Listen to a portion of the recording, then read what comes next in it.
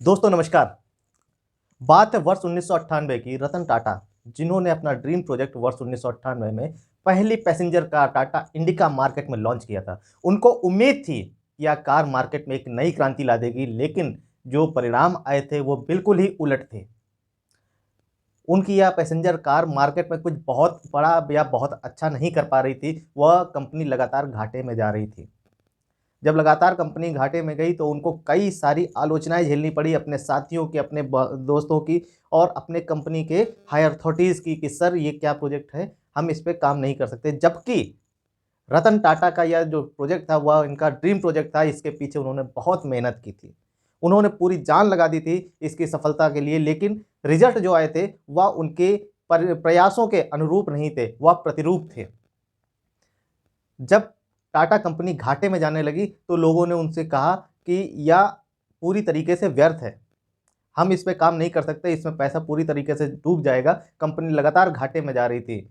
उन लोगों ने यहाँ तक की सलाह दे डाली कि आप यह कंपनी बेच दीजिए, यह कंपनी या इस कार्य की आपको नॉलेज नहीं है, आपको समझ नहीं है और इसमें केवल और केवल नुकसान होगा।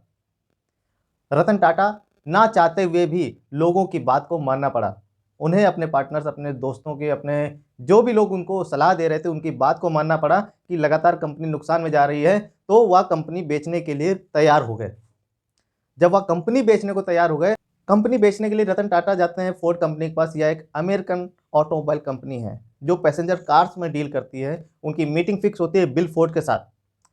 मीटिंग में बिल फोर्ड रतन टाटा जी के साथ कोई अच्छा व्यवहार नहीं करते। वह एरोगेंस में बात करते हैं और उनको अपमानित करते हुए कहते हैं कि जब आपको इस कार्य की समझ ही नहीं थी तो आपने इस कार्य में इतना पैसा क्यों लगा दिया। यह कंपनी खरीद कर हम आपके ऊपर एहसान कर रहे हैं। रतन टाटा को यह बात इतनी खल गई, इतनी गहरी लगी कि उन्होंने वहीं पर एग्रीमेंट को कैंसिल कर दिया। और कैंसिल करने के बाद एक नए जज्बे और नए जोश के साथ वो वापस हिंदुस्तान आ जाते हैं। अब उनके अंदर उस अपमान का बदला लेने की उन्होंने ठान ली थी।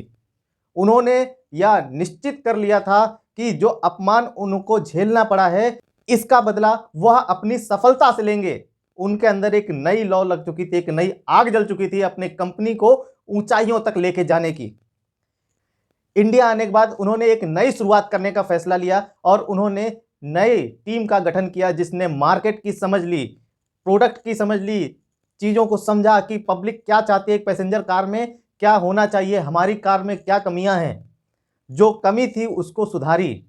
हरिवंश राय बच्चन की दो पंक्तियां मुझे याद आती हैं कि लहरों से डरकर नौका सागर पार नहीं होती और कोशिश करने वालों की हार नहीं होती। रतन टाटा ने एक बार फिर से ठान लिया था कि वह अपनी कंपनी को एक नई ऊंचाइयों तक लेकर जाएंगे। उन्होंने अपनी टीम को गठन किया, उसको मार्केट में भेजा और एनालिसिस, एक डाटा कलेक्ट किया, उसे फिर से काम शुरू किया और देखते ही देखते मार्केट में छा जाती है। अब यह समय था वर्ष 2008 का, जब फोर्ड कंपनी की समय बदल चुका था। फोर्ड की गाड़ियां लोग पसंद नहीं कर रहे थे।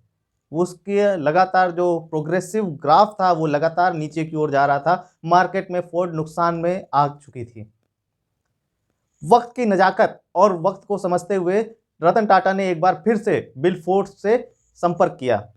रतन टाटा ने बिल फोर्ड के सामने एक प्रस्ताव रखा। उन्होंने कहा कि हम आपकी जो लग्जरी कार बनाने वाली कंपनी है JLR, जिसमें लैंड रोवर और जगुआर का निर्माण किया जाता है, हम इसे खरीदना चाहते हैं। बिल फोर्ड का समय सही नहीं चल रहा था। बिल फोर्ड ने कहा कि हाँ, उन्हें यह प्रस्ताव मंजूर है और यह सौदा वो कर लेते हैं। अब जब यह सौदा हो रहा था उस समय बिल फोर्ड ने फिर से वही बात दोहराई जो उन्होंने पहले दोहराई थी, जो पहले की थी रतन टाटा का अपमान करते हुए। लेकिन इस बार बिल फोर्ड के शब्दों में नरमी थी और उनका कहना था कि सर, आप हमारी यह कंपनी खरीद कर हम पर एहसान कर रहे हैं। जी हाँ दोस्तों, बिल फोर्ड का कहना था, पहले बिल फोर्ड ने कहा था कि हम आप पर एहसान कर रहे हैं, अब उसका कहना था कि आप हम पर एहसान कर रहे हैं हमारी कंपनी खरीद कर। सच कहा गया है दोस्तों कि अपमान का सबसे बेहतरीन बदला जो होता है वह होता है आपकी सफलता।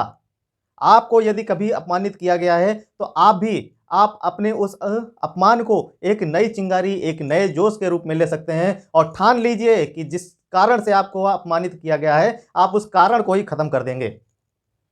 कहा गया है कि लहरों से डरकर नौका सागर पार नहीं होती, कोशिश करने वालों की कभी हार नहीं होती। क्या कमी रह गई देखो सुधार करो, जब तक ना हो सफल नींद चैन की त्यागो तुम, संघर्षों का मैदान छोड़ मत भागो तुम, कोशिश करने वालों की हार नहीं होती।